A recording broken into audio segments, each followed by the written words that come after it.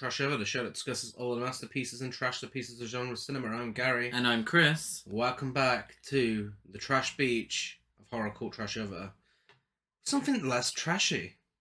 Yes. Less beachy as well.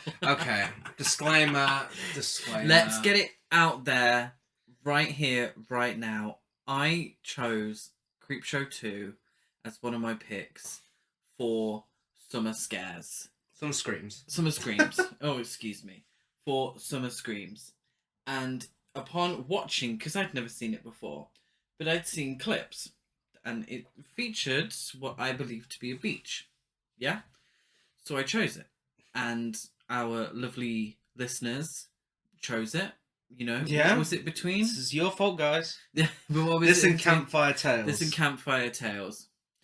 And we watched it, and the whole fucking thing's set in the fucking winter. Well, the first segment I is... get the feeling but it's definitely not summer. We'll say it is. There's nothing saying it otherwise. Disclaimer out there. Yeah. It's on lists for summer. It is on lists for summer horror films. films. I watched it when I was younger. You know, getting into my history already before we even talk about the film. I watched it when I was younger. It was amongst some of the first horror films I ever seen. And I remember the raft sequence. And of course, you know, there's people in Speedos and everything. I forgot the dialogue about the fact that it's, you know, near Halloween, and I forget the fact that one of the big plot points is that they're almost freezing to death. But yeah, the first segment I'd say is in summer. It's not giving summer though. It feels like a summer horror blockbuster. Like that was released in November. Yeah. Let's also not discuss that. Yes, today we're talking about Creepshow 2, 1987. What a year for horror. 1987, by the way. Yeah? The year of the Lost Boys. Oh. Hellraiser. Ooh. You know, Nightmare on Elm Street 3 was that year, I believe? Could be. I believe There's it was. a possibility. Yeah. Oh, was it 4? Either way, I mean, either of those. Yeah, no, 1987 is a great year. I mean, for film in general. Creepshow 2... Not exactly up there with the likes of Lost Boys, Hellraiser, and the Nightmare on Elm Street sequels, but I have nostalgia attached to it, and I think it's fun. I have no nostalgia attached to it, and I think it's passable. Yeah, it's fine. It's fine. Am I dying to watch it again? No, but let's discuss it. Yes. So it's directed by Michael Gornick, who directed Stephen King's Golden Tales, as well as episodes of The Winners, Tales from the Dark Side, Monsters, Golden Years. He was actually the news reporter on the radio in Dawn of the Dead. Oh, The Voice. Yeah. Oh, I see. Yes. Written by, you know, Stephen King, and if you listen to this podcast and you don't know who Stephen King is, then there's something wrong. But yeah, just in case, you know, Carrie, The Shining, Shawshank Redemption, It, Misery, The Green Mile, Christine, Cujo, Stand By Me, Salem's Lot, Pet Sematary, the list goes on. Director of Maximum Overdrive. Also written by George A. Romero, again, you know, master of horror. Night, Dawn, Day of the Dead, Creepshow, the first film, Monkey Shines, Martin, etc., etc., and also written by an uncredited Lucille Fletcher, who wrote Sorry Wrong Number, Once Upon a Time, Blindfold, Night Watch, Hit and Run, Sorry Wrong Number. Again, on my notes for some reason, I really must have been interested by that film. I included it twice. Barbara Stanwyck's in it. Episodes of Lights Out, Climax, The Twilight Zone, etc., etc. Budget $3.5 million, and it made $14 million at the box office. So, not terrible. Yeah, fine. Yeah, good. Yeah. It wasn't a bomb. It wasn't a bomb. Wasn't a bomb. Any opinion on horror anthologies as a whole? I like horror anthologies as a whole. And I think we'll discuss a few when we come to our recommendations at the end. I do like them when they're done right. Yeah. I think what can happen sometimes is it leaves you wanting more because you don't feel like the story's been dealt with fully. Yeah. Or you question why such a small story becomes and it's usually half an hour. Yeah. There's a fine line of finding the right story to be half an hour within itself. Yeah. But some films get it right. Yeah, some don't. Yeah, it's one of my favorite subgenres. I always find you can have a lot more fun with it, I think. But yeah, some films can really be a mixed bag because of being an anthology. If some segments are stronger than others, for example, VHS Viral has like one really good segment in it, and the rest is all trash. You do run that risk as well. You never know. But I mean, Creepshow as a whole, I'm surprised it only made it to 3 films and a TV show. I'm really surprised there wasn't more made of this. Because I mean, it's well known with horror fans. Yeah, everyone knows Creepshow. First one's great, classic. Yeah, 5-star. No, but still a classic horror film that's a lot of fun to watch at Halloween time. Way better than this, of course. Yeah. But yeah, it's just a franchise where so much can be done with it. I think with anthologies as well, for me personally, I always thought of anthologies as purely horror. All the real famous anthology films were horror films. And it wasn't real, and I can only name well, I actually can't name it because I forgot the name. 4 Rooms. Not 4 Rooms. Oh god, that's an anthology. Yeah, it is anthology. Of course it is. No, that wonderful film that we watched this year. Oh my god. Wheel of Fortune and Fantasy. Wheel of Fortune and Fantasy, a fantastic anthology film that isn't horror. So it can lead, into other genres, but for the majority, anthology is really horror. Okay, so it's that time again for our first section of the episode, and it is... Hey, I know you. Thanks for prolonging the note. I'm gonna do it different each time. It's fine. First up, we have horror master, legend, icon. She is the moment. Tom Savini, who plays the Creep. But the face of the Creep. The Creep is voiced by someone else, but it's Tom Savini. Acting wise, you may know him from Dusk Till Dawn, Martin, Dawn of the Dead, both original and remake. Django Unchained, The Perks of Being a Wallflower, where he played a teacher. It always seems so random to me. It's a random one. Machete, Zack and Miri Make a Porno, Planet Terror, Maniac, Effects, etc., etc.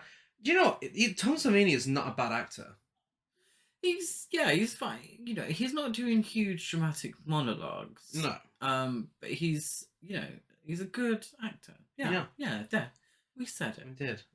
George Kennedy plays Ray Spruce. He was in The Naked Gun, Call Hand Luke, Thunderbolt and Lightfoot, Hired to Kill, Just Before Dawn, Death on the Nile, Straight Jacket, and lots more. Yeah, he was. Joan Crawford, Straight Jacket. He wasn't. So yeah, he won the Oscar Best Supporting Actor for Cool Hand Luke. I think he is actually the best in Naked Gun. I think he's good. I love Naked Gun, but I think he's really good in that. He is. And with Leslie Nielsen as well, obviously. Yeah. Leslie Nielsen's top tier. Dorothy Lamour, who acts alongside him, plays his wife Martha Spruce. She was in The Greatest Show on Earth, Donovan's Reef, Road to Bali, Pajama Party, The Road to Hong Kong, Here Comes the Groom, Manhandle, Tropic Holiday even, etc., etc. Yeah, I mean, I think even you said yourself, she was a supporting actress mostly in classic Hollywood. Yeah, I suppose you would say a bit player. Never really the lead in any of these films. And I think a few of those were musicals, and she would, I think a dancer. I think she was mainly. So yeah, but old school classic Hollywood actress. I think the two of them now, obviously one actress I'm about to mention shortly, provides the best performance in the film, but I think the two of them provide 2 of the best performances in the film. You can tell they've got that background there. Yeah, and I think you needed a especially with George Kennedy, a familiar face. Because we have to really feel for these people in a very short amount of time. Yeah. Daniel Beer plays Randy. He was in Hal High, Last Exit to Brooklyn, Night Visions, Whore. Oh, he was. Yes, of course. A terribly underrated film. Point Break, Talking About Sex, Dirt, Boston Public, and more. More? Yeah, more films. Oh, I said more like more, starring Sean Penn. And providing the best performance of the film, as part of what I believe to be one of the best Creepshow segments across all three films, is Lois Chiles, who plays Annie Lansing. She was in Moonraker, also Death in the Nile, Broadcast News, Speed 2, Cruise Control, Lush Life, Diary of a Hitman, The Way We Were, Sweet Liberty, She was in The Way We Were. Say Anything, and lots more. I mean, Lois Chiles is I knew her from Death on the Nile, but she was in The Way We Were. Yeah. I love that film. She's Robert Redford's other woman. Not he's not cheating on Barbara Streisand, but she's same plain, role as this. The plain woman. No. She's the plain woman. Robert Redford. Barbara Streisand is too crazy for Robert Redford, and Lois Chiles is the not plain Jane because she's a beautiful woman, but the more safe option for Robert Redford. Oh, I love that film. And finally, we have Tom Wright, who plays the hitchhiker. He was in Marked for Death, Barbershop, Seinfeld, Murder at 1600, Tales from the Hood, Do the Right Thing, Blue Steel, Tomcats, Exterminator 2, Amityville: A New Generation, and lots more. Wow. Yeah, great actor. You know what? He doesn't have a lot to do in his film. Very minimum dialogue, but he is so good. Yeah, we get very minimal dialogue. Yeah. But yeah, he does really well. And now it is time for our feature presentation. Welcome to Creepshow 2. Stephen King and George Romero are at it again. So walk, run, one more step and blam! Swim if you have to, but whatever you do, don't take your time, because the scares come twice as quickly in Creepshow 2, rated R. I've saved you a seat.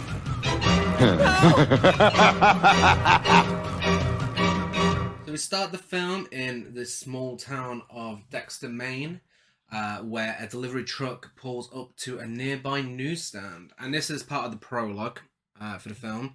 So we will be breaking it down into each section. So one first thing of note here is the soundtrack is so good. Very good. And it's performed by the legendary keyboardist Rick Wakeman from Yes. Yes. Thank you. You are correct. Yes. So Rick Wakeman did the stellar, amazing 10 out of 10 soundtrack for The Burning. I fucking love that soundtrack. We discussed The Burning last year? Summer time scares. I remember him. This is a very British thing. From Countdown. Jesus. He was always in Dictionary Corner on Countdown, and that's where I knew him from. And I one day realized that Yes existed, and then The Burning and all that, and it's weird to think that this guy was on Dictionary Corner all those times and Countdown. Countdown is a great game show, but aimed at an older audience here in the UK. It's very much based on words and numbers. I think it's called Words and Numbers, actually, in some territories. Maybe. But yeah, very, very strange to think of him doing the soundtrack to The Burning and Creepshow 2. Yeah. A young boy named Billy, played by Dominic John, he eagerly follows the delivery truck on his bike, and the truck's back shutter opens to reveal a sinister delivery man, played by Tom Savini and voiced by Joe Silver, who drops a package onto the sidewalk. Nicolas Cage was originally considered for this role. Really? He could have done it voice and face. Oh, I thought you meant Billy. I was like, No, for the creep. For the creep. Okay, he could have done It that. was a bit more over the top, maybe. As the film transitions to animation, the package is opened by a pair of miniature winged demons, revealing its contents to be copies of the latest issue of Creepshow, with the comic having the same cover as the comic in the final scene of the previous film, much to Billy's delight. Yeah, so it's a weird anomaly that we mainly got in the 80s is this kind of horror films that are adult. And this, what's the rating of this in the UK? I believe it's 15. 15. But feels like they're aimed at children. Yeah. And this one more so than the first Creepshow, I felt like this was kind of aimed at children, but there's a lot of very adult things that go on. You know, it's a horror film. There's some violence and sexuality and such. But these, I know it's a reference back to the comic book roots of Creepshow. Yeah. But the animated parts and this kid Billy sort of being, you know, the main protagonist of these connecting parts of the anthology, I just thought it was a little strange because the Tom Savini creep goes, "Welcome, kiddies," and it's like, is this aimed at children? Yeah, it's one thing with anthologies I find a lot. A few of them are gateway horror films, I find. I mean, you know, you look at something like Trick or Treat, it's got its moments. You know, again, there's a bit of nudity, a bit of gore in there. But as a whole, it has the tone of Goosebumps. Yeah. You know?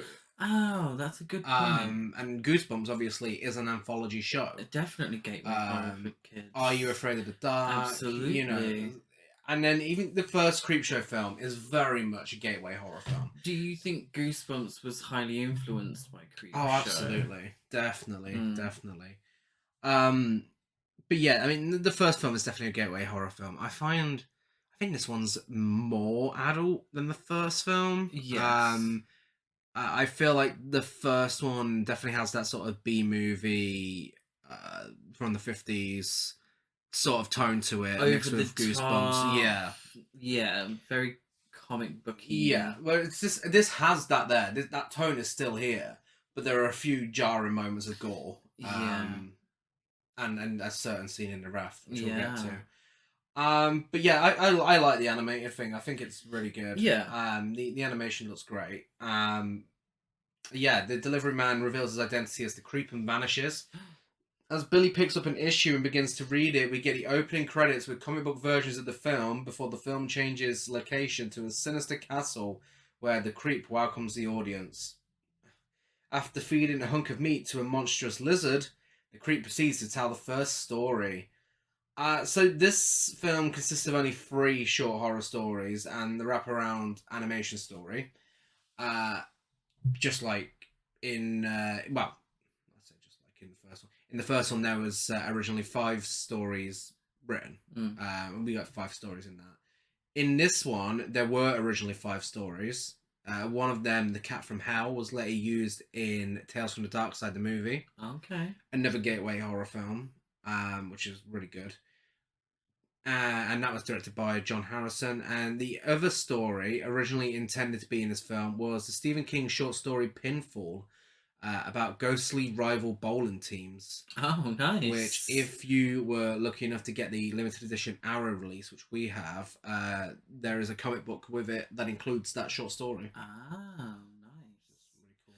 So, the ones left over from the original Creepshow aren't these ones? So the raft wasn't written for the original. No. Oh no. What I meant was there was 5 in the I was just questioning. Yeah, so these are all written specifically for this film, I believe. Yeah. But yes. So that's really it for the prologue. For now, it does come back every now and then. I always find with anthology films, a lot of the time the wraparound is the weakest part of it. I don't know if I'd agree with this being. I mean, because it's fun. It's not entirely necessary, but it's fun. Yeah, I think it would be strange to just have 3 films just go. Mm-hmm. So you have to have these sections to sort of piece them together into one whole actual film. Yeah, I mean, I feel like the first one did the wraparound much better with the Tom Atkins character and Stephen King's son. Yeah. I feel that was a lot better, really funny. But and of course, we all know Tales from the Hood as the best wraparound from any anthology film. Yes. But yeah, no, it's fine. What was the wraparound in... Did Qui-Gon have a wraparound?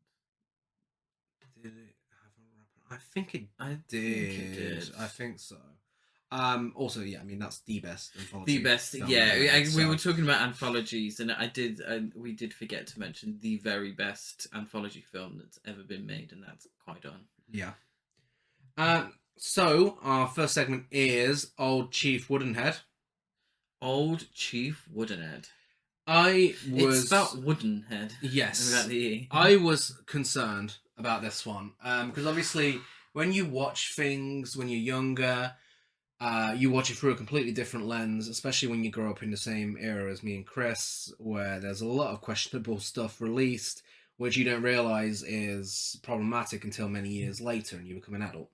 Obviously, again, I watched this very early on. I think I was like 11 or 12, so I thought it was great at the time, but when I was thinking back to it, I was like, okay, if any of these segments will have aged badly, it's absolutely going to be Old Chief Woodenhead. Definitely. I was very, very pleasantly surprised with how well they handled this one. Yeah, I have to say, I was worried. It was a section about the Native American experience written by 2 guys who aren't Native Americans. So and it's in the 80s. In the 80s, and yeah, I just thought it may not have aged particularly well, but like Gary said, pleasantly surprised. And yeah, obviously we'll get into it and tell you why we were pleasantly surprised. Yes, Ray and Martha Spruce, played by George Kennedy and Dorothy Lamour, are a kindly elderly couple who live in the small town of Dead River, Arizona. Ray is introduced singing about how he loves drinking Jimmy's cracked corn. Jimmy's cracked corn. You don't know that song? I do. I just found it funny that he was singing. Oh, yeah, he's singing Jimmy Cracked Corn. I don't care. In the summer, just in case anyone's wondering, It's summer, it is sunny. It is sunny. He's singing it to a large statue of a Native American warrior who is Old Chief Woodenhead. Yeah. Whilst he's preparing to give him a lick of paint. He's, been through it, this old statue. He just needs sprucing up a little bit. Yeah. His wife, Martha, wants him to sell the store because the town that they live in, Dead River, is living up to its name because it's dead and there's no one around. It's been a long time since the store was thriving. Yeah.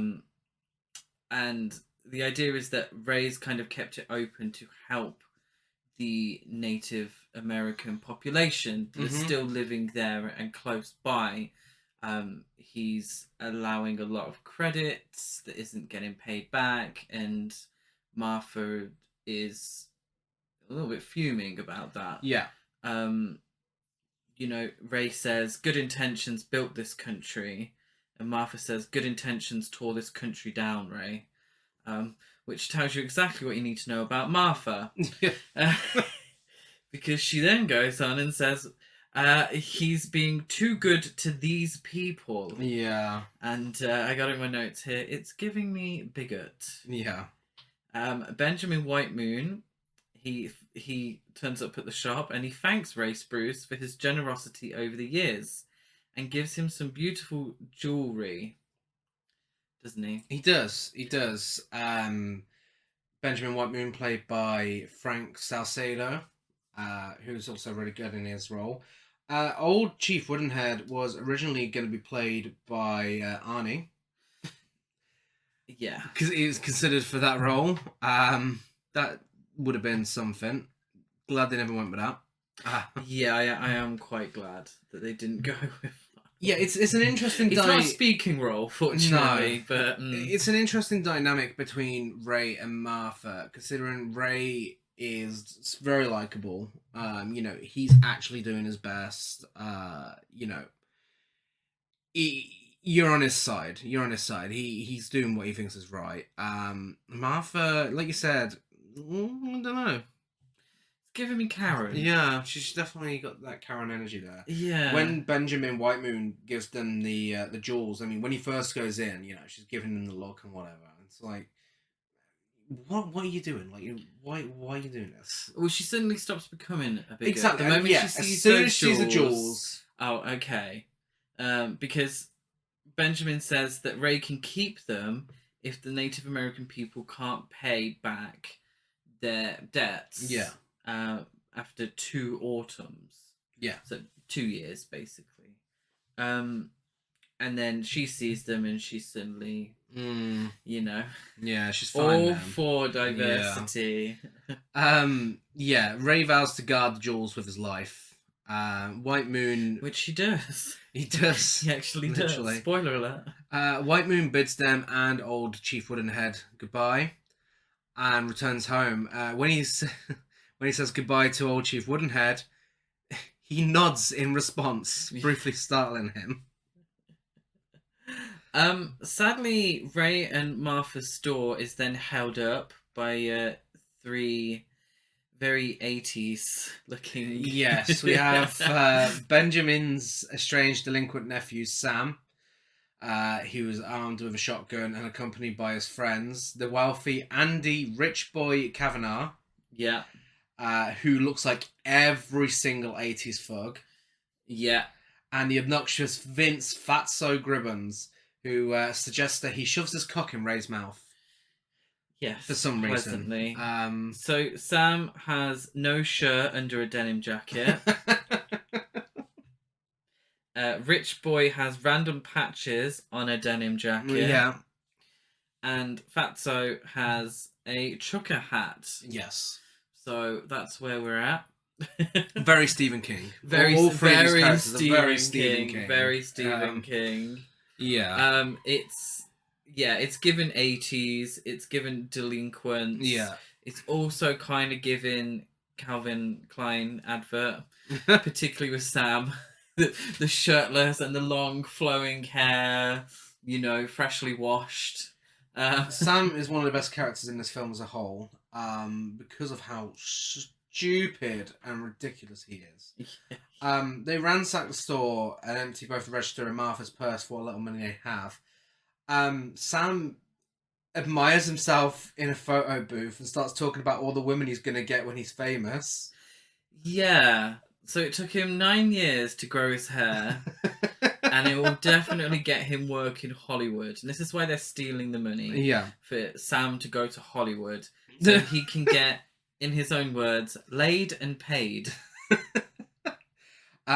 He reveals he knows his uncle gave Ray the jewels and demands that they hand them over whilst holding Martha at gunpoint. When you have someone at gunpoint, I mean, what are you going to talk about? What do you mean? Well, he has a great conversation topic.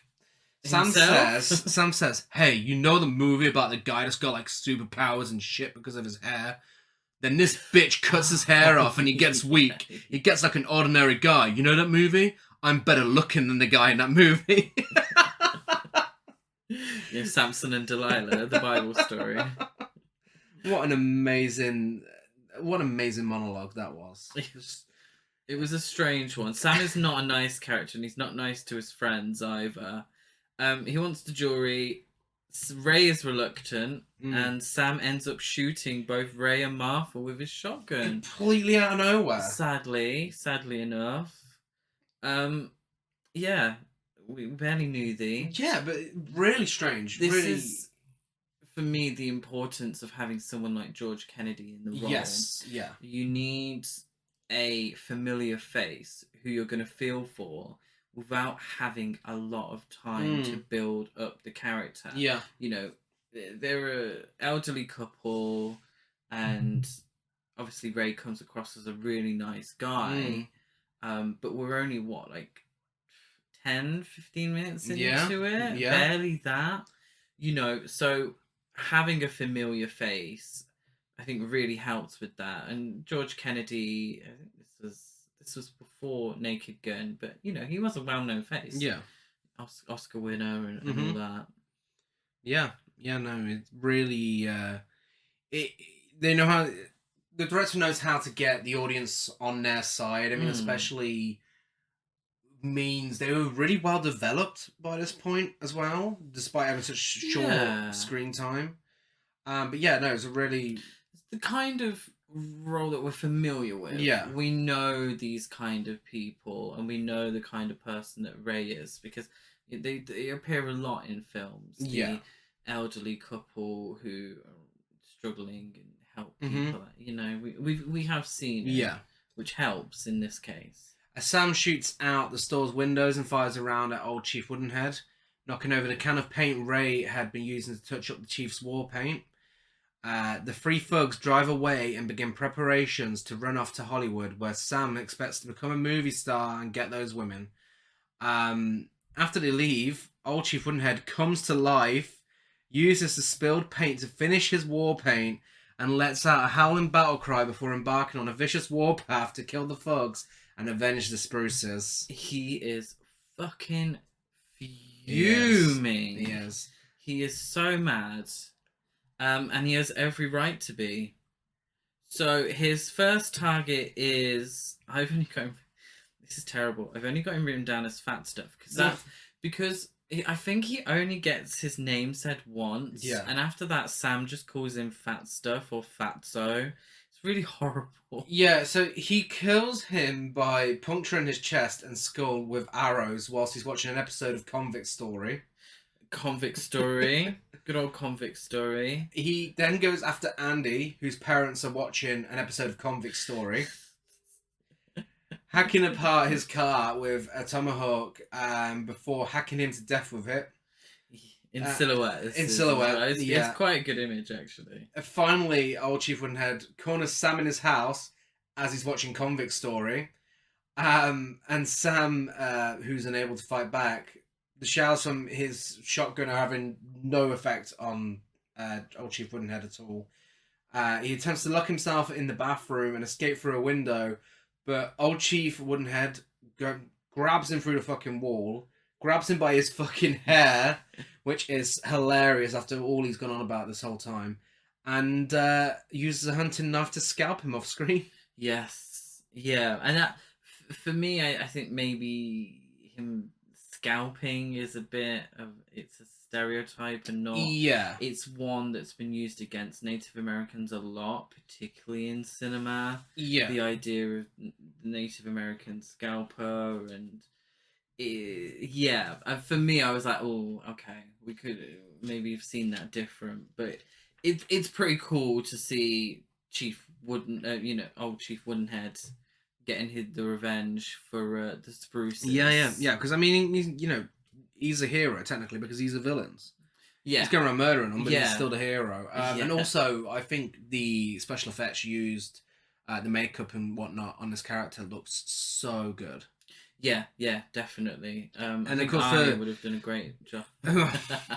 I mean, with Vince Fatso's death, again, really great practical effects. That one, they showed everything. The others were kind of implied, but that one, you really get to see it all. Yeah. What do you think about them including Convict Story whilst this is happening? I have absolutely no idea why they included. So it's a Western, Story. very much in the old-fashioned type of Westerns where the Native Americans would have been the villain. We go. So I think this is... And it's a very simple story. Yeah. It's really simple, but I think it's a really interesting one that could have been developed a little more and could have actually probably have done with a Native American writer on board. But I saw it as Sam was rejecting his Native American ancestry. Yeah. And his... the culture of his family. Mm-hmm. He's rejecting his uncle when he shoots old Chief Woodenhead. I see that as him rejecting, being Native American. Yeah. And he wants to go to Hollywood and start a new life there. Mm-hmm. And he's going about it completely wrong. Yeah. And that's, you know, he's violently rejecting his heritage. Yeah. And I feel like Old Chief Woodenhead is maybe a representation of Sam not being able to get away from his heritage. And he shouldn't. Yeah. Which I think is very interesting. Mm-hmm. And I think it falls into the pitfall of an anthology where I feel like I would have liked to have seen it developed more. Yeah. But I don't think there was enough there for a feature-length film. Yeah. It's also, and I think this is the second best one in the whole thing. But I agree. It's interesting to see that it's one here with maybe a bit of social commentary in there. Absolutely. Whereas the other two are more straight up horror comedy, bizarre. Yeah. You know, it seemed maybe it was a slightly out of place, but I'm glad it's there because it does work. Yeah, it's got layers to it and very interesting ones as well. The next morning, Benjamin Whitemoon wakes up to find the bag containing the jewelry on his bed. He goes to the general store to find Old Chief Woodenhead back on the porch with fresh war paint on, holding his nephew's bloody scalp and a bloodstained knife. Yes. Now aware of what happened to the Spruces and what Old Chief Woodenhead has done to the killers, Benjamin wishes the old warrior a peaceful afterlife and drives away. And that's Old Chief Woodenhead. That's Old Chief Woodenhead. So, like I said, a very simple story. Yeah. I like we said, I think it's good. I don't think it's great. I think it's good. Are we rating each individual story? Yeah. Yeah. I would give it 7 episodes of Convict Story out of 10. Yeah, I would give it the same. Can you not think of anything funny? 7 Reformed Karens. She wasn't reformed. She wasn't reformed. Well, we felt for her in the end, didn't we? I suppose when she was killed. 7 superhero movies where the bitch has cut off the guy's long hair and he has no more powers out of 10. There we go. We get an interlude back to the prologue story where the film returns to animation. Billy is seen at the town post office still reading a comic book. He receives a package from the clerk, Mr. Haig. Is he going to pay for that fucking comic book? No. That supposedly contains a product advertised in a copy of the Creepshow magazine. Incensed by the skeptical Haig's dismissal of paying $9.99 for a toy ordered out of a funny paper, Billy mentions that the package is the bulb for a meat-eating Venus flytrap and goes on to bill-splain meat-eating Venus flytraps. I mean, he fucking goes on about it. I switched off. Well, this is a meat-eating Venus flytrap, and this is what it does. It starts to eat people. Okay, shut the fuck up. Which would have been more interesting if we just were about to have a story about a meat-eating Venus flytrap. I don't really get the point. Mr. Haig's still like, yeah, you're full of shit, get out. And Billy puts This isn't a library. He puts his money on the counter and goes home with his package. The creep appears behind the post office counter, surprised to find the audience still watching. And he proceeds to tell them the next story. What the fuck are you surprised when I'm still watching? That's so rude. Old Chief Woodenhead wasn't that bad. Next up, we have The Raft. The Raft, yeah, not The Craft. The Raft. No, exactly. Second best thing involved in a raft that also involves Tom Savini. And the keyboard is from Yes. Oh my god, that's so true. Yeah, so we're introduced to a group of not-so-teen teens. In mid-October. We have mentioned that. Full disclaimer at the beginning of the episode. And they're on their way to see a raft. They are. Why? Why are they on I the way don't to see know. a raft? I really don't know. They've driven for an hour and a half. They even said, didn't they? An hour and a half. Yeah. To go to this. Oh, this raft better be good. I'm not massively familiar with a raft. I don't think it's a tourist really attraction. Part of British culture. But seemingly, and it's, you know, the surrounding whatever looks very nice, but are not worth an hour and a half. No. Yeah, we get jock stereotype Deke. We do. Speedo Chad. Weed smoking Shelley Duvall lookalike Laverne. Pre-med Randy. Oh, I put, is that Sheena Easton? Yeah. And quiet Sissy Spacek lookalike Rachel. And Randy. I said pre-med Randy. Oh, pre-med nice guy. Well, so you think. Rachel and Laverne was giving me Sweet Valley High. Not because they look like the twins, but in the song it's like, one always goes up to you, the other shy and quiet. In my head, purely personal, that cracked me up. They the students of Horlicks University. Horlicks? Yeah, like the stuff that makes you go to sleep. Horlicks? And that's also Horlicks? that is also that. That's also the university from the first film. Nice little connection there. Horlicks? Yeah. Okay. They drive out to Cascade Beach. Cascade Beach. And whilst they're driving out, they're listening to what we'll soon figure out is a never-ending generic 80s rock song. Yeah. Oh my god, this goes on for the whole segment. It like does. in the car. The car. So they're not always in the car, obviously, because a big portion they're on the raft. But every time we go back to the car, Yeah. it's still playing this song. It is still playing, yeah. How the battery, you know, is still on, Lord knows. The water is fucking freezing. It is. Yeah, they discover the raft, and they think the lake's caretakers forgot to bring it in.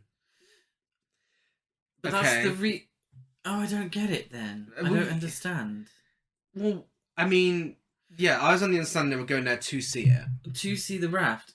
I was also under the impression that a raft moved easily and wasn't static. But a big part of this section is the fact that the raft isn't easily movable and it's static. Yeah. Yeah, a little confusing. They swim out to the raft and there's some weird looking oily black substance floating on the surface. Yeah. In an almost sort of perfect circle. I've referred to this in my notes as the oil, because it's never really Oh, I suppose this maybe has social commentary as well. I suppose so. That's very true. Yeah. Yeah, so Randy spots it and he urges everyone to swim faster. Once they're all on the raft, they discover the big blob-like thing. And Deke says, so they think it's oil slick. Yeah. And Deke says, I don't believe in oil slick. I only believe in what I can smell, taste, and touch. Right.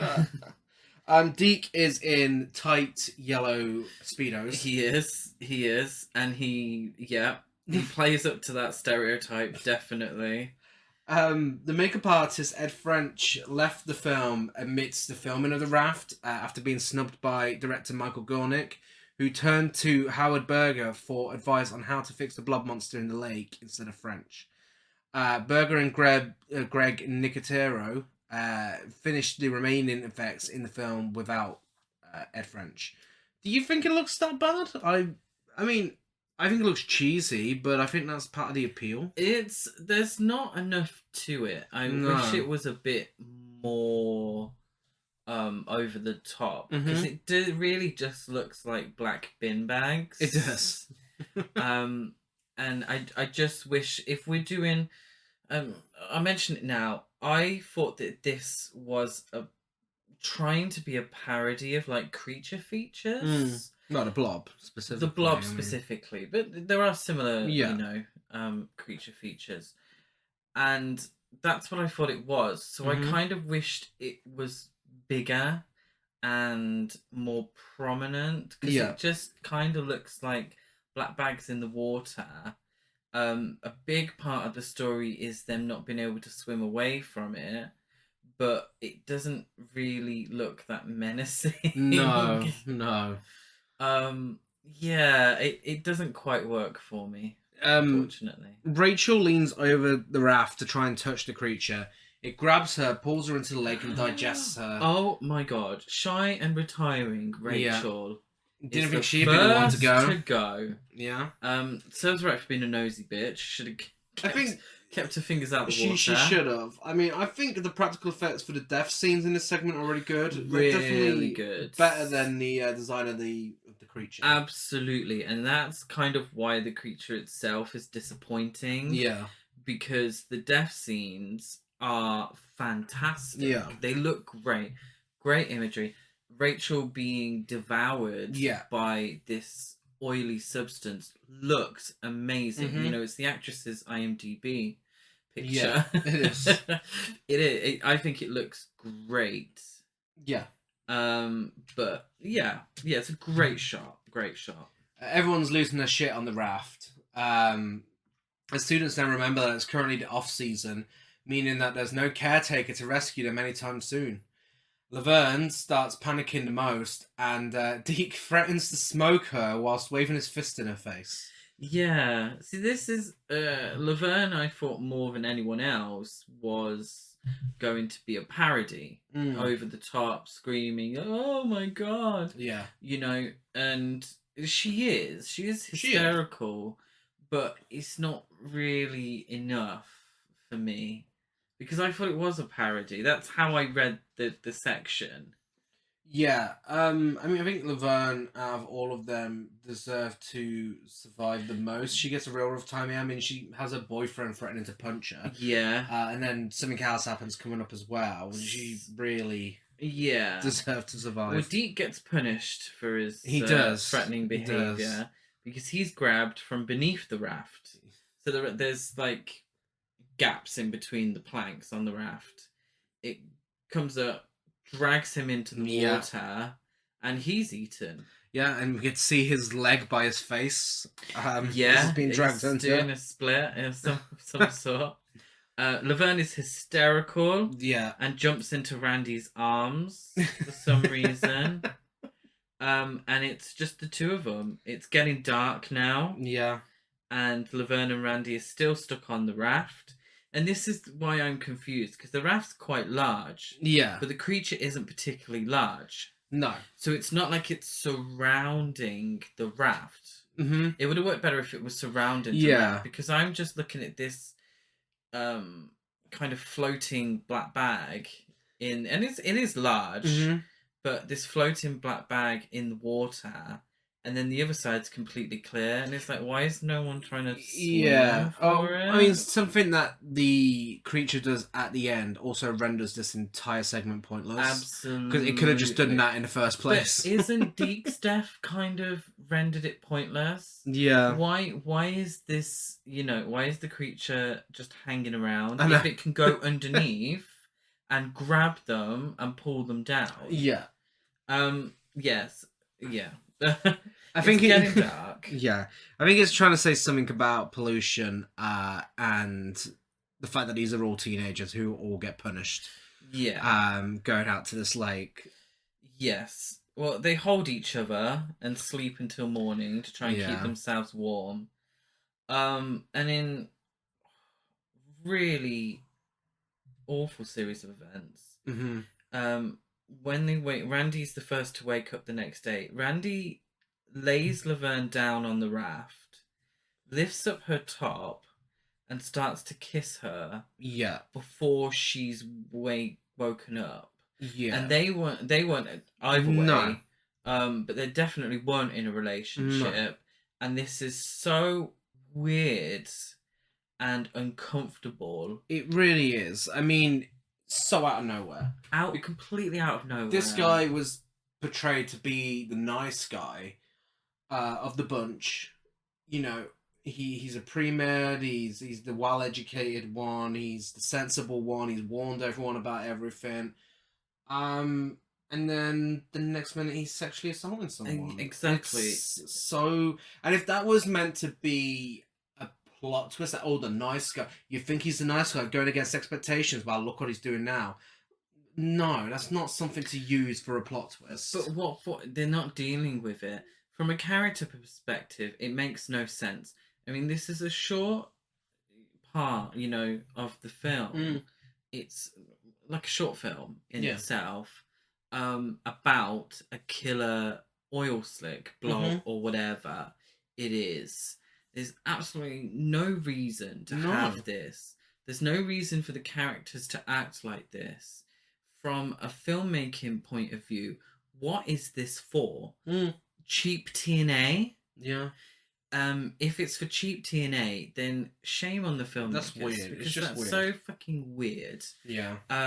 If it is to show a different side to Randy's character, then it means fuck all, because you ain't dealing with it. No. It doesn't mean anything. Because, Laverne doesn't even acknowledge it's happened. No. Because, spoiler alert, she's killed straight away after. It's really awkward. Yeah. And really, demeaning to women, really. Yeah. It hasn't aged. Do you know what? It probably wasn't even, acceptable in 1987. No, it should never have been. And the thing is, so weird. it's it's the worst thing about the film by far. Like, it really dragged my rating down.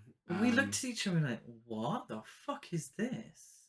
Yeah. Why is this? Yeah, I really don't get it at all. Yeah. And there's not even anything. I'm quite surprised. There's nothing really in the trivia to say like, oh, someone disagreed with us or anything like that. It kind of just happens, and I think that's what makes it even worse. As we've spoke about many times on the podcast, if you're going to include something as serious as this, you better fucking deal with it. Absolutely. But no. But it's completely pointless. Completely pointless. You could. Do you know what? Why did she have to be asleep? Why couldn't they just have a sex scene? Why? Because she was the outgoing, vivacious one. Yeah. Why? Just write a slutty character for fuck's sake. Yeah. Just write her as sexually free. And if you want to really go against expectations, then you should have had Randy killed as well. You should have had him killed first with the good girl, and then just have her and her boyfriend on there. Absolutely. Write a sex scene. And then have a sex. It's weird. Yeah. So weird. Like I said, Laverne is dragged into the water and eaten as Randy tries to swim to the shore. So he uses her death as a distraction after sexually assaulting her. Yeah. Because he's laid her down on the ground, she's then grabbed from underneath. Yeah. Great special effects here again. And he thinks, oh shit, this is my chance now. Yeah. Bye, bitch. And goes. Daniel Beer, who played Randy, almost died from hypothermia during this scene. The water was so cold that his body turned green. The crew wanted him to continue acting, but director Michael Gornick said that if they got him to keep working, he'd walk off set and never return. So they took him to the hospital, he made a full recovery, and then came back to complete the segment. Wow. It's this Creepshow too, Daniel Beer. It's not really worth it. No. And we've always said it, no animal or human should be put in any kind of danger for cinematic entertainment. Yeah. We I fully agree with that one. And at the end of it, it's just a film. Yeah. It really is. You need to make sure that everyone involved is safe and in good hands. Yeah, he makes it he makes it back to the shore. The shore? That's the right word for it, isn't it? Yeah, sure. Sure. Yeah, so he makes it back. He barely escapes the creature and he starts shouting, "I beat you" to it. And the creature rears up from the water like a fucking wave and engulfs him. Yeah. Great shot. Amazing. Perfect for a trailer. Yeah. Perfect for a poster. Makes the whole section completely pointless. Why didn't it just turn into a wave when they were on the raft and kill all of them at once? It renders everything that we've just sat through. And let's be honest, we kind of did it more justice than is deserved, because there was some fucking boring parts during that. It's short, but still, there's a lot of boring conversation. Yeah, the blob leaves no evidence of the students apart from their clothes in the car. Unbeknownst to the students, next to the car was a sign barely visible behind some things, reading "No swimming." No swimming, and that's that. Yeah. Yeah. It's definitely the weakest one. Definitely the weakest. I thought it was meant to be parody, but it wasn't quite. I thought it was, if you're trying to be super scary, then why have you got these ridiculous characters like Laverne? She was acting hysterical. Wasn't really quite sure what the message was until you explain. And the blob itself didn't look great. No. But the kills looked fantastic. Yeah. For me, I think I'd give it 5 generic 80s rock songs out of 10. I'd give it... For the practical effects, and for the 2 women who deserve better. Yeah. And the 80s rock song. I give it 4 yellow Speedos out of 10. Thank you for stealing what I was going to use for my final rating. Oh, no! When we get to that part, pretend you didn't hear that. Okay. So, we get another interlude. The film returns to animation. Billy is making his way back home from the post office, reading the comics still. He's then ambushed by a gang of neighborhood Has he finally bullies. paid for the fucking thing? Yeah, he's ambushed by a bunch of bullies. Yeah, because 80s. 80s. They start taunting him. The gang's leader, a kid named Rhino, takes Billy's package from him and smashes it. As the bullies continue to mock Billy, Rhino opens the package, finding the Venus flytrap bulb, and drops it on the ground. Dun, dun, dun. Billy threatens him to give it back, but he ends up crushing it with his foot. And in retaliation, Billy kicks Rhino in the groin and flees as an angered Rhino orders his friends to go and get him. To which he says, "Get him! I want his ass." Yeah, that was a weird phrase to use. As Billy escapes, the creep appears from behind a tree, informing the audience that Billy knows his way around town, so the bullies won't catch him in a hurry, and then goes on to tell the last story. It's a little more meat on the bones of that segment. Yeah, still completely irrelevant to anything else that's going on in the film. Yeah, right, it happens. That's it. And that brings us to our final segment. The best segment of the film, one of the best Creepshow segments. It is The Hitchhiker. The Hitchhiker, not the Hitcher. The Hitchhiker. No Rutger Hauer in this. Was The Hitcher the same year? I believe that was 87 as well. I mean, it would be... Yeah. It would make sense if that was the case, if they're cashing in on that. Oh, it's a very different a year story, before. It was a year before. Yeah. 1986. Okay. Annie Lansing, Slay Queen, played by Lois Chiles, an adulterous businesswoman and fashion icon who wears 3 big necklaces. She wakes up and gets out of bed after sleeping with her gigolo lover. He says to her, "I counted 6 orgasms and you probably had others silently, so I didn't get a sore head." Immediately off the bat. Yeah, she likes throwing folded up banknotes at him. She does. She does it a couple of times. Absolute queen. It's so nice to see a film where the prostitute is actually a male and the woman is taking the male's position you'd usually see in a film like this. It's not necessarily judgmental of the sex work part of it. No. Obviously it's judgmental of her having an affair behind her husband's back, so she is a queen, but she's a queen with an edge. She is. She's not 100% angelic.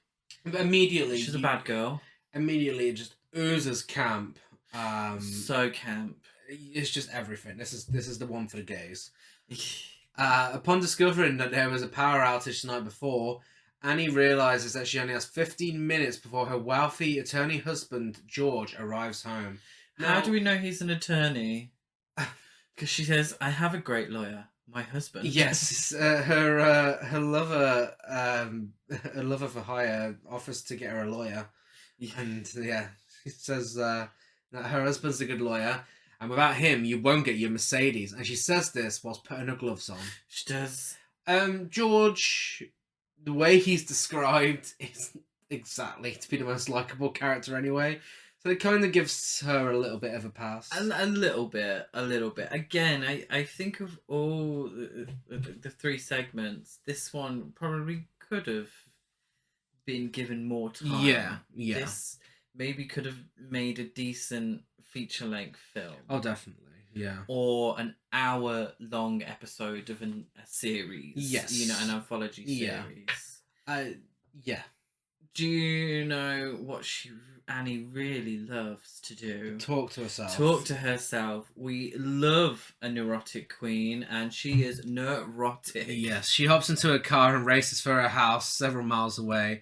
She says, "He gave me 6 orgasms. 6 orgasms, that's $25 a pop. Not bad. What do you think, George?"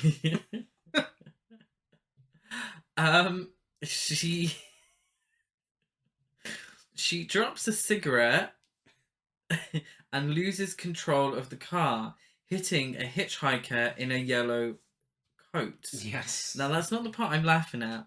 What I'm laughing at is the wig on the stunt driver.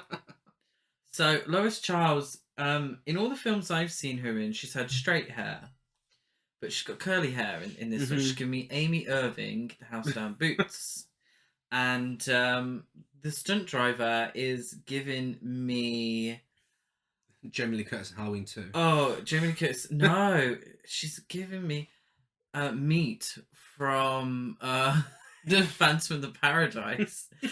Tight, like, blonde, grey curls. Like, nothing of the sort. Nothing like Annie's actual hair. No. And it cracked me up. I had to get you to rewind, didn't I? I was like, the wig on that stunt driver, impeccable. Another car approaches and she speeds off. So we are standing her. Yeah. But she's a terrible person. She is. It's really bad because she speeds off. She leaves the Hitchhiker. The scene of an accident. That's the phrase I was looking for. So the other car stops to help the hitchhiker, as does Stephen King. Stephen King, the truck driver. Oh, Stephen King. They did you dirty in both of these films, hun. Oh, he did himself dirty in the original Creepshow. His acting skills have improved ever so slightly in this. But he's got less to do. Unfortunately. And Stephen King. I mean, what can be said about Stephen King? Sex icon. Oh God. I think what needs to be said about Stephen King is stick with what you're good at. Do you think Stephen King is anyone's celebrity crush? Yes. Yours? No. I think there's a place for anyone to be a celebrity crush. You know, I'm not one to judge. Yeah.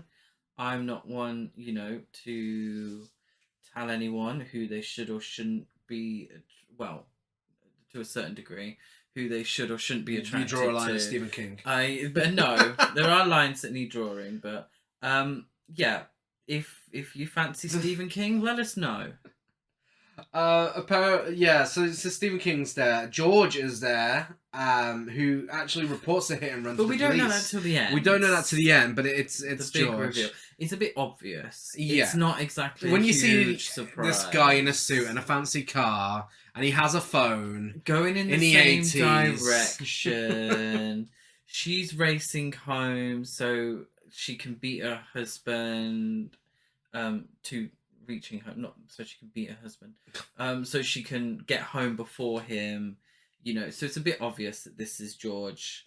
Annie continues to talk to herself.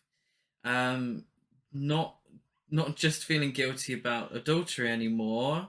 She's a criminal, and she's having a good natter to herself. She's trying to rationalise it. She's trying to rationalise it. Yeah. Suddenly, she sees the bloodied hitchhiker on the side of the road. She does. And what does she say, Gary? You're seeing things, bitch. You're seeing things, bitch. The delivery is amazing on that. The hitchhiker appears at her car window for a nice little jump scare, and then tries to grab her from the sunroof. Yeah, Makeup and Gowns by Tom Savini. Yeah.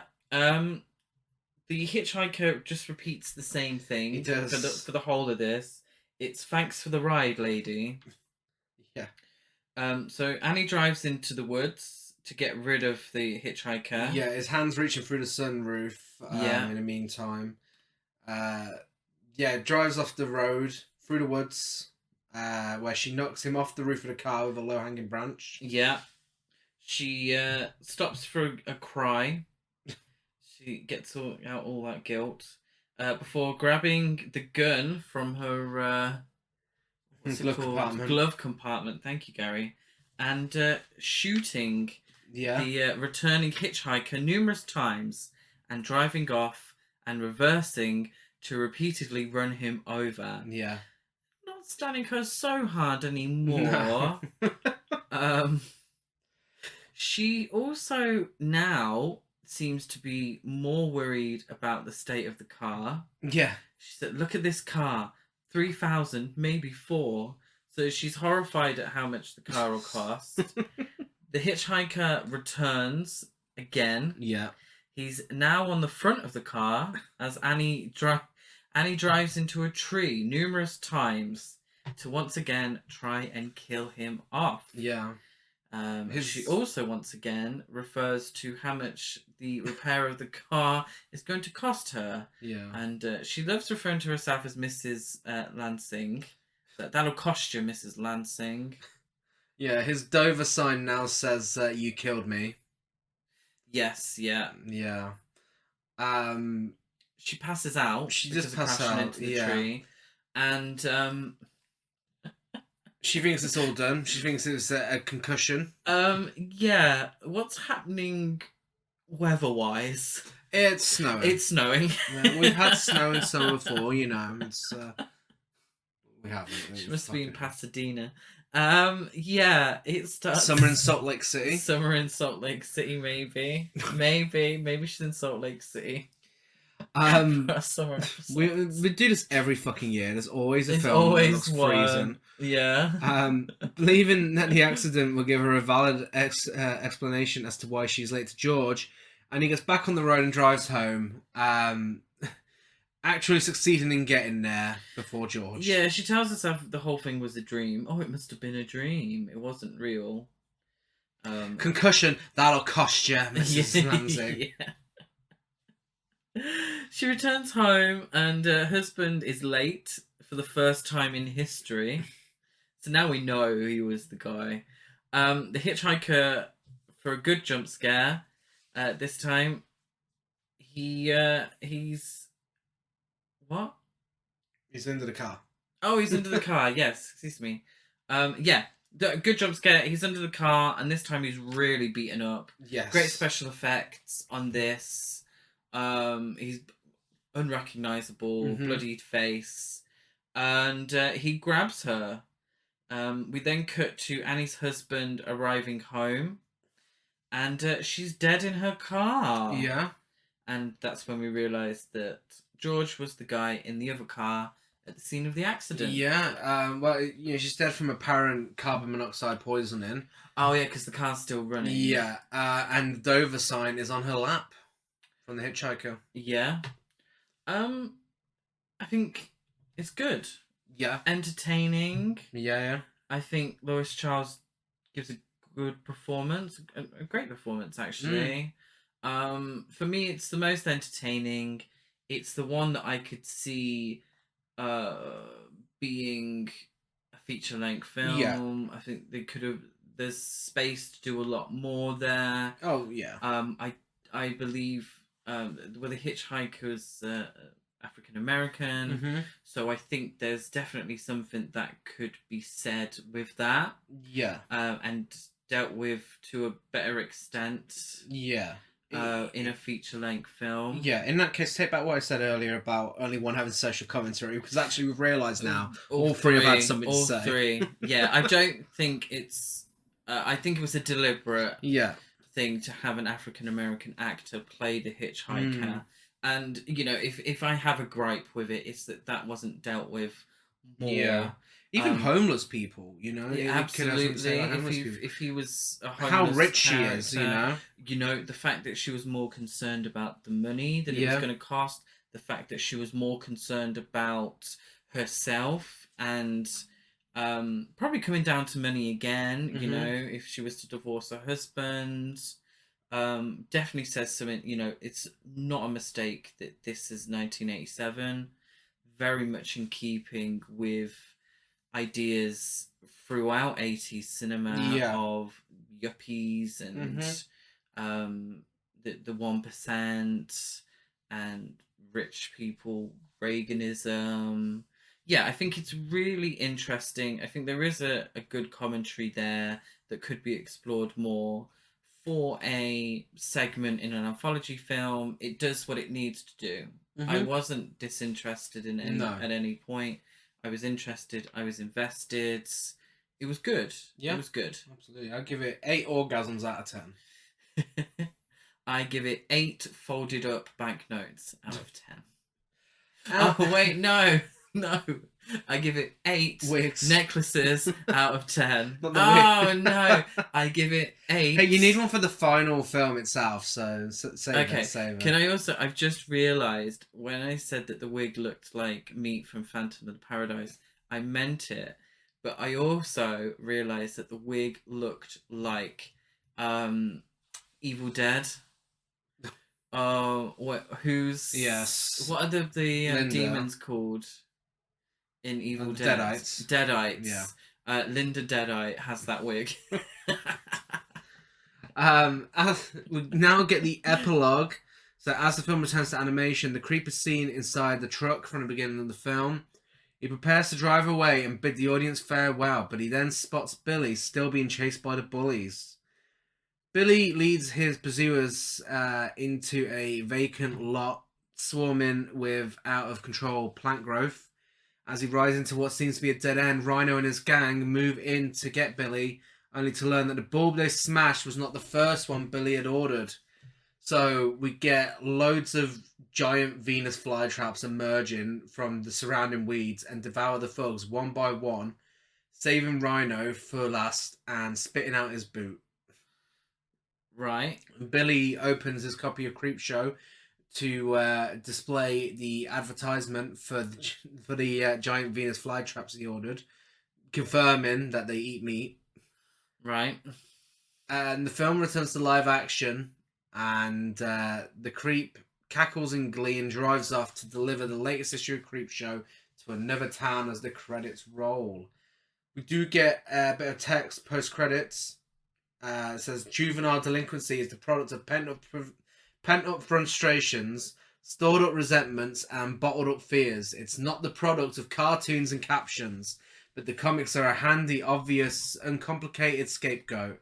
If the adults who crusade against them would only get us steamed up over such basic causes of delinquency as parental ignorance, indifference, cruelty, then they might discover the comic books are no more a menace than the Treasure Island or Jack the Giant Killer, which I find really interesting, and kind of makes sense with the whole wraparound thing, and how Billy's treated with the comic books, and the way that something from a comic book has managed to kill these other kids who bullied him.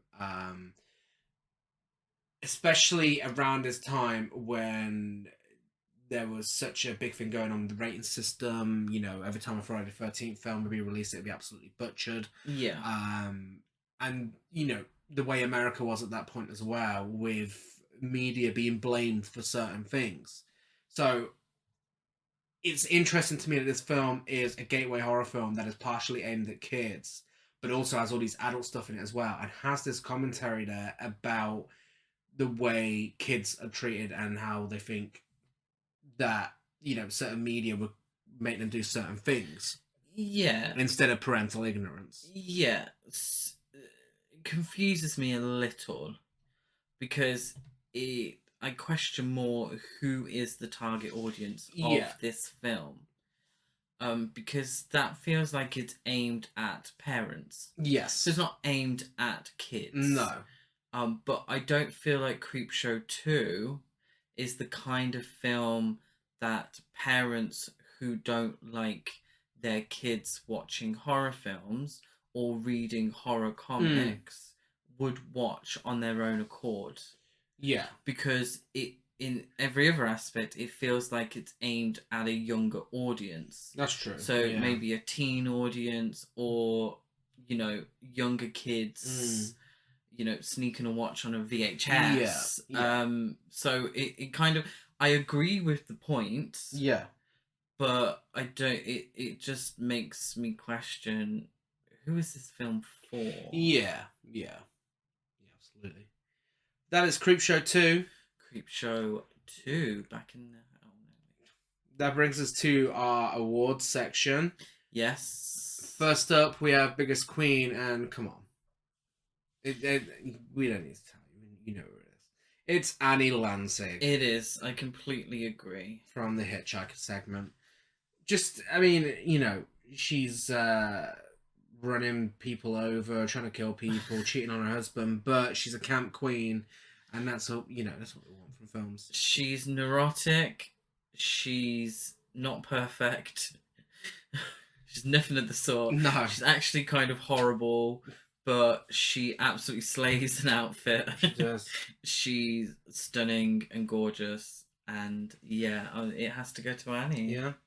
Biggest gasp, I have Sam shooting Martha and Ray in Old Chief Woodenhead. Yeah, I agree for that. My biggest gasp, I think, and I don't want to dwell on the point too much, but it is the sexual assault on the raft. Yeah.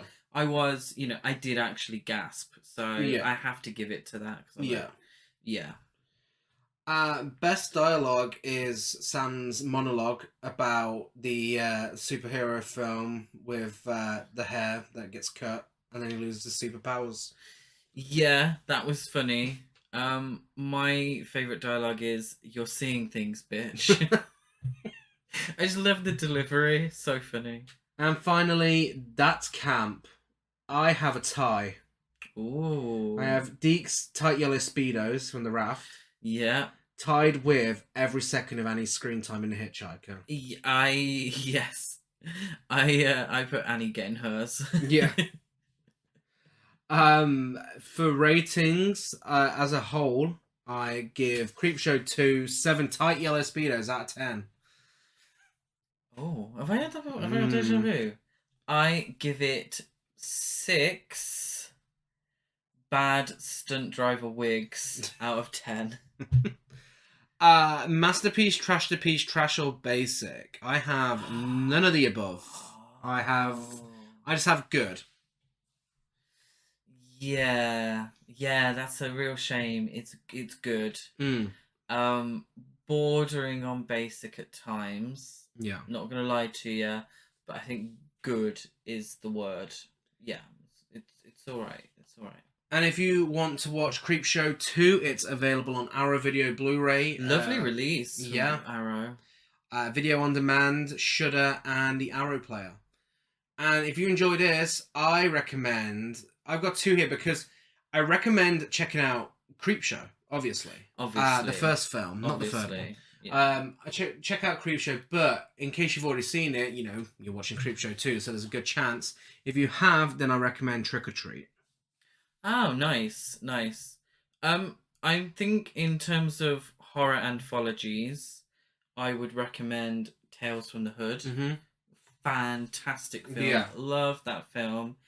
And if you want to see an anthology film with a slay queen having husband troubles, check out Tales from the Crypt. Of course. With Joan Collins and Santa Claus. Yeah.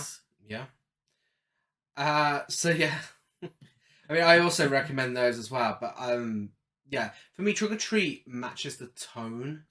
But yeah, you absolutely need to watch Tales from the Hood, especially. Yeah. It's amazing. So if you are a fan of Creepshow 2, let us know on social media. We're Horror Cult Trash over on Facebook and Instagram, and Horror Cult Trash on Twitter. I'm Gaz92 on Letterboxd, Gazmo205 on Instagram, and GazCruise92 on Twitter. I am Chris Barker823 on Instagram and Letterboxd.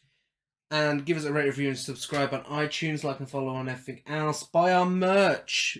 Go on to Redbubble, type in Horror Cult Trash Ever, and we have all sorts available with our logo on it. Next week, we are back with a return to trash for Summer Screams. We will be discussing Piranha 3 Double D.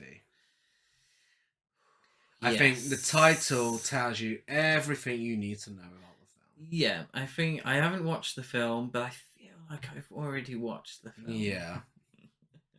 So we will see you same time, same place next week. Bye.